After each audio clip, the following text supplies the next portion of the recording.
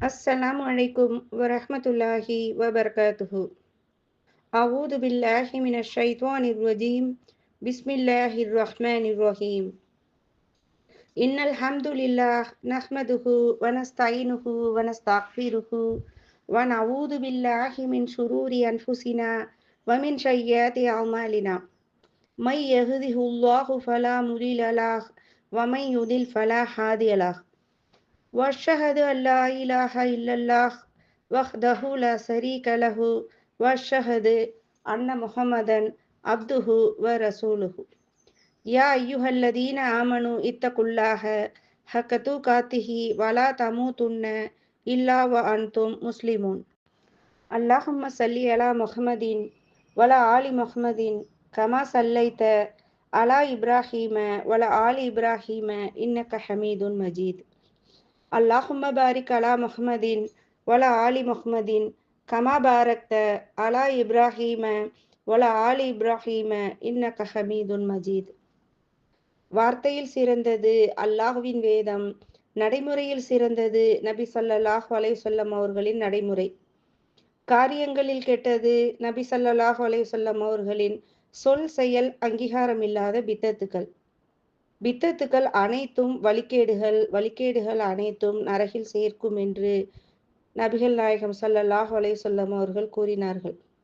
எல்லாம் வல்ல அல்லாஹுவின் நல்லடியார்களே, நம் அனைவரின் மீதும் ஏக இறைவனின் சாந்தியும் சமாதானமும் என்றென்றும் நின்று நிலவட்டுமாக என்று பிரார்த்தித்தவளாக எனது இந்த உரையை நான் ஆரம்பம் செய்கிறேன். இன்று நான் பேச எடுத்துக்கொண்ட தலைப்பு பேச்சின் ஒழுக்கங்கள். அல்ஹம்துலில்லா. என்னடா அது பேசுறதுல என்ன ஒழுக்கம் இருக்கு, நம்ம சாதாரணமா பேசதானே போறோம் அப்படின்னு சில பேர் நினைக்கலாம். ஆனா மனிதனுக்கு நாவு ஒரு முக்கியமான விஷயம். அல்லாஹ் சொல்றான், ஒரு மனிதனை பார்த்து சொல்றான், உன்னுடைய 2 துடைகளுக்கு மத்தியில் உள்ளதையும் உனது 2 தாடைகளுக்கு மத்தியில் உள்ளதையும் பத்திரப்படுத்திக்கொள் அப்படின்னு சொல்றான். அல்லாஹ் ஒரு ஒழுக்கங்கிறது ஒரு நடைமுறையில மனுஷனுக்கு சொல்லுவோம் இல்லையா, அந்த ஒழுக்கம் நம்மளுடைய வார்த்தையிலையும் இருக்குது. ஏன்னா நம்ம எந்த அளவுக்கு நம்ம பேசுறோமோ அந்த அளவுக்கு தான் நமக்கு மரியாதை கொடுப்பாங்க, அல்லாஹ் கிட்ட நமக்கு நன்மையும் கிடைக்கும். ஏன்னா நம்ம சாதாரணமா எல்லாத்தையும் நம்ம மதிப்பு இல்லாம, அல்லாஹ்வுடைய வார்த்தைகள் இல்லாம, அச்சம்பயம் இல்லாம எவ்வளவோ நம்ம பேசிடுறோம். அப்ப என்ன செய்யும், நமக்கு பாவம் தான் சேரும். ஏன்னா பிறர் மனம் பாதிக்கிற மாதிரி நம்ம கொடுக்கக்கூடிய அந்த வார்த்தைகள் நமக்கு சொல்லக்குள்ள அது தெரியாது. ஏன்னா நம்ம சாதாரணமா சொல்லிடுவோம் அத. ஆனா அத வாங்குறவங்களுக்கு அதோடைய பாதிப்புங்கிறது எந்த அளவுல இருக்குன்னு அதை அடையிறவங்களுக்கு தான் தெரியும். அதனால நம்ம பேசக்கூடிய வார்த்தைகளை பிறர் மனம் நோகாத வகையில அல்லாஹ்வுக்கும் ரசூலுக்கும் பயந்து அல்லாஹ்வும் ரசூலும் எந்த முறையில நம்மளை கட்டுப்படுத்தி வாழ சொல்லியிருக்காங்க அப்படிங்கிற ஒரு விஷயத்தை எல்லாம் மனசுல நினைச்சுக்கிட்டு நல்ல முறையில நம்ம வார்த்தைகளை வெளியில விடணும். அல்லாஹ்வும் அல்லாஹ்வும் நம்ம திருமறை குரான்ல என்ன சொல்றான், யா ஐயுஹல்லதீன ஆமனு இத்தகுல்லாஹ வகூலு கவுலன் ஷதீதா. நம்பிக்கை கொண்டோரே, அல்லாஹுவுக்கு அஞ்சுங்கள், நேர்மையான சொல்லையே கூறுங்கள். அல் குரான் 33 70வது வசனம். அல்லாஹ் என்ன சொல்றான், நம்பிக்கை கொண்டவரேன்னு கூப்பிடுறான். அல்லாஹ்வை நம்புறவங்களை அல்லாஹ் அழைக்கிறான். ஏன்னா நம்பிக்கை இல்லாதவங்கள்ட்ட போய் நம்ம எந்த ஒரு விஷயத்தையும் சொல்ல முடியாது இல்லையா, அல்லாஹ்வே கூப்பிடுறான். நம்பிக்கை கொண்டவரே, அல்லாஹ்வுக்கு அஞ்சுங்க, நேர்மையான சொல்லுங்க அப்படின்னு சொல்றான். அல்லாஹ் திருமறையில இவ்வளவு தெளிவா சொல்றான். நம்பிக்கை கொண்டவங்களே வாங்க, நல்லதை சொல்லுங்க, நேர்மையான சொல்லுங்க அப்படின்னு அல்லாஹ் தன் திருமுறையில இவ்வளவு ஒரு அழகான ஒரு விளக்கத்தை கொடுக்குறான். மேலும் பார்ப்போம். முகம்மதே, அழகியவற்றையே பேசுமாறு எனது அடியார்களுக்கு கூறுவீராக.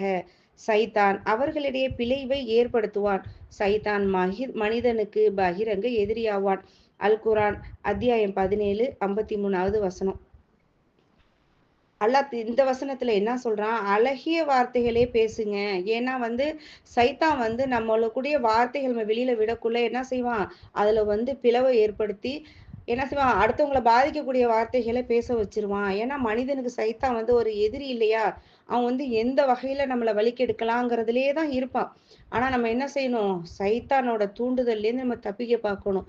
நம்ம நம்ம அந்த இடத்துல ஜெயிக்க பார்க்கணுமே தவிர சைத்தானை ஜெயிக்க விட்டுறக்கூடாது. நம்ம பேசக்கூடிய வார்த்தைகள்ல கவனமா வச்சு பேசுறவங்களா இருக்கணும். இன்னொரு வசனத்துல அல்லாஹ் சொல்றான், வீணானவற்றை அவர்கள் செவியுறும் போது அதை அலட்சியம் செய்கின்றனர்.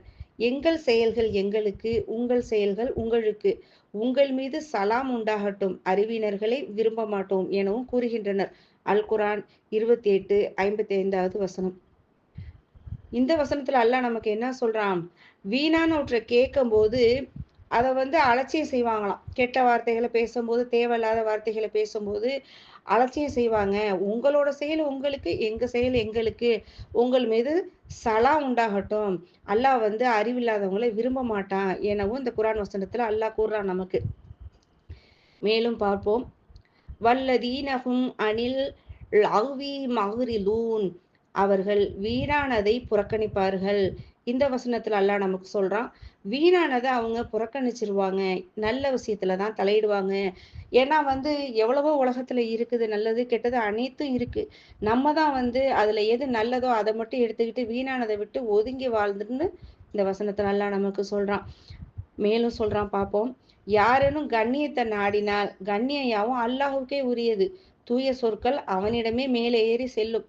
நல்லறம் அதை உயர்த்தும். தீய காரியங்களில் சூழ்ச்சி செய்வோருக்கு கடுமையான வேதனை உண்டு. அவர்களின் சூழ்ச்சி தான் அழியும். அல் குரான் அத்தியாயம் 35:10 வசனத்துல இதை சொல்றான் அல்லாஹ். யாரும் கண்ணியத்தை நாடுறீங்கன்னா அந்த கண்ணியம் எல்லாம் அல்லாஹுக்கே உரியது. நம்ம நினைப்போம் இல்லையா, நம்ம கண்ணியமா இருக்கணும், நம்மளை பிறர் கண்ணியப்படுத்தணும். அப்ப கண்ணியங்கிறது எங்கேருந்து கிடைக்கும்? நம்ம செயல்படுற விஷயத்தின் மூலமா தான் கண்ணியம் நமக்கு கிடைக்கும். நம்ம அநாகரிகமான வார்த்தைகள், அநாகரிகமான செயல்பாடுகள், பிறர் மன நோகிற மாதிரி வார்த்தைகளை நம்ம விட்டுக்கிட்டு அப்படியே நம்ம வாழ்ந்துக்கிட்டு யாரையும் மதிக்காம அல்லாஹ்வுக்கும் ரசூலுக்கும் கட்டுப்படாம இருந்தோம்னாக்க கண்ணியங்கிறது எப்படி நமக்கு கிடைக்கும்? நம்ம எண்ணத்தை நம்ம பிறருக்கு ஊற்றுமோ அதுதான் நமக்கு சேரும். ஏன்னா நீங்க நினைக்கலாம், நான் சரியாத்தான் இருக்கிறேங்கிறது நம்ம மனசுக்கு தெரியும். ஆனா நம்மளை சுத்தி உள்ளவங்களும் பிறரும் தான் அதை கணிக்க முடியும். நீ எந்த வகையில சரியா இருக்க அப்படின்னு. அப்ப அல்லாஹ்வுடைய வார்த்தைகளையும் ரசூலோட செயலையும் நம்ம புரிஞ்சு நடந்தால் மட்டுமே அதை நம்ம சரிவர செய்ய முடியும். நீ உன் மனசுக்கு அந்த அளவுக்கு நீ கட்டுப்பட்டு வாழ்ந்தீன்னா அப்ப என்ன செய்வாங்க, பிறரும் நீ உன்னை கண்ணியமா நினைப்பாங்க. அப்ப என்ன செய்யணும், நம்மளுடைய செயல்பாடுகள், நம்மளுடைய பழக்க வழக்கங்கள் எல்லாத்தையும், வார்த்தைகள் விடுறதுலேருந்து அனைத்தையும் என்ன செய்யணும், பிறர் மனம் நோகாமலும் அல்லாஹ்வுக்கும் ரசூலுக்கும் கட்டுப்பட்டு நம்மளுடைய வாழ்க்கை குரானாவும் செயல்பாடு ஹதீஸாவும் இருந்துச்சுனாக்க என்ன செய்யும், கண்ணியம் தன்னால நம்மளை சேரும். நீங்க நடக்கும்போது நடுத்தரத்தை கடைபிடி, உனது குரலை தாழ்த்திக்கொள், குரல்களில் வெறுக்கத்தக்கது கழுதையின் குரலாகும். அல் குரான் 31 வசனம் 19. இந்த வசனத்துல அல்லாஹ் என்ன சொல்றான், பேச்சுல நீ நடுத்தரத்தை கடைபிடி, குரலை உயர்த்தி பேசாத, கழுதையோட குரல் வெறுக்கத்தக்கது அப்படின்னு சொல்லி இந்த குரான் வசனத்துல அல்லாஹ் நமக்கு சொல்றான். அப்ப நடுத்தரத்தை கடைபிடினா நம்ம விஷயம் நம்ம சொல்லணும், எடுத்து வைக்கணும். சில இடத்துல நம்ம குரலை உயர்த்தி பேசணும் தான். ஆனா எங்க நம்ம தான் உயர்ந்தவங்க அப்படிங்கிற மாதிரி இல்லாம நம்மளுடைய வார்த்தைகள் சரியா இருந்துச்சுன்னா, சொல்லக்கூடிய விதமா நம்ம சொன்னோம்னா அது போய் சேர வேண்டிய இடத்துல சரியா சேர்ந்துரும். ஹதீஸ்ல பார்ப்போம். ஒருவர் தன் வாகனத்தின் மீது ஏறி அமர அவருக்கு உதவுவதும் தர்மமாகும். பயண சுமைகளை வாங்கி அவங்கள்ட்டேந்து எடுத்து ஏற்றதும் தர்மமாகும். நல்ல சொல்லு ஒரு தர்மமாகும். ஒருவங்க தொழுகைக்கு செல்ல எடுத்து வைக்கும் ஒவ்வொரு அடியுமே தர்மமாகும். தீங்கு தரும் பொருளை பாதையிலிருந்து அகற்றுவதும் தர்மமாகும். அறிவிப்பவர் அபூ ஹுரைரா ரலியல்லாஹு அன்ஹு அவர்கள். புகாரி 2989. இந்த ஹதீஸ்ல நமக்கு என்ன புரியுதுன்னா, நம்ம தர்மம் எத்தனை வகையில இருக்குங்கிறத இந்த ஹதீஸ்ல நமக்கு சொல்றாங்க. நம்ம பொருளா சொல்றோம், நம்ம உதவியா செய்யறோம், எல்லாமே தர்மம். தீங்கு பாதையில இருக்க பொருளை கல்லு முள்ளு அகற்றுறது எத்தனை சொல்றாங்க இல்லையா? இதுல பாருங்க, இனிய சொல்றது ஒரு தர்மங்கிறாங்க. நம்ம கையால கொடுத்தாதான் தர்மம், பிறருக்கு காசு பணம் நீட்டினாதான் தர்மம்னு நினைக்கிறோம். ஆனா ஒரு நீ நல்ல வார்த்தையை கொண்டே நீ தர்மத்தை நீ அடைஞ்சுக்கலாம் அப்படின்னு இந்த ஹதீஸ் நமக்கு சொல்லுது. ஒரு பேரிச்சம்பழ துண்டையேறும் தர்மம் செய்து நரகத்திலேருந்து காத்துக்குங்க அப்படின்னு ரசூல் ஸல்லல்லாஹு அலைஹி வஸல்லம் சொல்றாங்க. அது இல்லையா, ஒரு இனிய சொல்ல கொண்டாவது உங்களை காப்பாத்திக்கங்க அப்படின்னு இந்த ஹதீஸ்ல சொல்றாங்க. அறிவிக்கிறவங்க அதி பின் ஹாத்திம் ரலியல்லாஹு அன்ஹு அவர்கள். நூல் புகாரி 6023. ஒரு பேரிச்சம்பழ துண்டை கொண்டாவது உங்களை தர்மம் செஞ்சு நரகத்துல காப்பாத்திக்கங்கன்னு சொல்றான் அல்லாஹ்வோட ரசூல் நமக்கு சொல்றாங்க. அது என்னன்னா, உங்கள்கிட்ட அது இல்லையா, ஒரு நல்ல சொல்ல கொண்டு நரகத்தை விட்டு நீங்க காப்பாத்திக்கங்க அப்ப நம்ம பேசக்கூடிய வார்த்தை சரிவர இல்லைன்னா எங்க கொண்டு நம்மளை சேர்க்கும்? நரகத்துல கொண்டு போய் சேர்க்கும். நீங்க நினைக்கலாம், நல்லபடியா நம்ம தொழுதோம், தர்மம் செஞ்சோம், வணக்க வழிபாடுகள் அனைத்தையும் நம்ம சரியா செஞ்சோம், நமக்கே அந்த தண்டனை அப்படின்னு பிற்காலத்துல நரகத்தை அடையிறவங்க நினைக்கலாம். ஆனா எப்படி, நீ எல்லாத்தையும் சரியா செஞ்சுட்டு உன்னுடைய வார்த்தை சரியில்லை, நீ அடுத்தவங்க மனசு நோகுற மாதிரி நடக்கிற அப்படின்னா என்ன போயிரும்? நம்மளுடைய வணக்க வழிபாடுகள் இவ்வளவு நாள் செஞ்ச அமல்கள்லாம் எங்க? அல்லாஹ் பாதுகாக்கணும். அமல்களை அதிக அதிகம் செய்யக்கூடிய மக்கள் வார்த்தைகளையும் சரிவர பேசி அனைத்து நன்மைகளையும் முழுமையா அவங்களுக்கு கிடைக்கக்கூடிய பாக்கியத்தை அல்லாஹ் நமக்கு கொடுக்கணும், அவங்களுக்கும் கொடுக்கணும். வெட்கமும் குறைவான பேச்சும் ஈமானுடைய அம்சமாகும். கெட்ட வார்த்தை அதிகமாக பேசுறது நயவஞ்சகத்தின் அம்சமாகும். அறிவிப்பவர் அபு உமாமா ரலியல்லாஹு அன்ஹு அவர்கள். நூல் திர்மிதி 2027 1950 2 நம்பர்ல இந்த ஹதீஸ் பதிவாயிருக்கு. வெட்கப்படுறதும் குறைவான பேச்சும் ஈமான்ல ஒரு அம்சம்னு சொல்றாங்க. வெட்கங்கிறது இயல்பா எல்லாத்துக்கும் வரக்கூடியது. பேச்சு என்ன செய்வாங்க, இப்போ உள்ள பெண்கள் எடுத்துங்களேன், ஹிஜாப் அணிஞ்சுக்கிட்டு முகத்தை மறைச்சிட்டு போயிடுறாங்க. அப்ப அவங்க ஃபுல்லா மூடிட்டனால அவங்களுடைய முகம் வெளியில தெரியல. அவங்க வெட்கம் அந்த இடத்துல குறைஞ்சு போயிடுது. பேச்சு என்ன செய்யறாங்க, நம்மளதான் யாருக்கும் தெரியாதே அப்படின்னு சொல்லிட்டு போற வர இடங்கள்ல அவங்க பாட்டுக்கு பேசுறாங்க. யாரு என்னன்னு இல்லாம சிரிக்கிறதும் பேசுறதும். அப்ப உங்களுடைய முகம் தெரிஞ்சா அங்க நீங்க பாதிக்கும்னு நினைக்கிறீங்க. அப்ப நீங்க யாருன்னு தெரியல. நீங்க என்ன மாதிரி உடை அணிஞ்சிருக்கீங்க, நீங்க எந்த ஒரு மார்க்கத்திலேருந்து வந்திருக்கீங்கங்கிறது பிறருக்கு தெரியும் இல்லையா?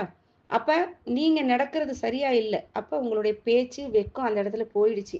அப்ப நீங்க குறைவான பேச்சும் வெட்கமும் இல்லாத வார்த்தை எங்க சேர்க்கும்? நயவஞ்சகத்துல கொண்டு சேர்க்கும். நயவஞ்சகங்கள்லாம் எங்க இருப்பாங்க? நரகத்துல அடித்தட்டுல இருப்பாங்க. அல்லாஹ் அனைவரையும் காப்பாத்தணும். எவரது நாவு மற்றும் கை ஆகியவற்றின் தொல்லையிலிருந்து ஒரு முஸ்லீம் பாதுகாப்பு பெற்று இருக்கிறாங்களோ அவங்களதான் உண்மையான முஸ்லீம்னு இந்த ஹதீஸ்ல நமக்கு சொல்றாங்க. அல்லாஹ் தடை செய்து விதித்தவற்றிலிருந்து விலகி கொண்டாரோ அவரே உண்மையான முஜாஹிர், புலம்பெயர்ந்தவர்னு சொல்றாங்க. இந்த ஹதீஸ் புகாரில 10வது ஹதீஸா பதிவாயிருக்கு. இந்த ஹதீஸை அப்துல்லாஹ் பின் அம்ர் ரலியல்லாஹு அன்ஹு அவங்க அறிவிக்கிறாங்க. எல்லாம் வல்ல அல்லாஹ்வின் நல்லடியார்களே, நம்ம இதுவரைக்கும் பார்த்த குர்ஆன் வசனம் ஹதீஸ்ல எல்லாம் பார்த்தீங்கன்னா, பெண்களாகட்டும் ஆண்களாகட்டும் அவங்களுடைய இயல்பான ஒரு எப்படின்னா வெளியில பேசக்கூடிய விதமாகட்டும், நடக்கக்கூடிய விதமாகட்டும் அல்லாஹ்வுக்கும் ரசூலுக்கும்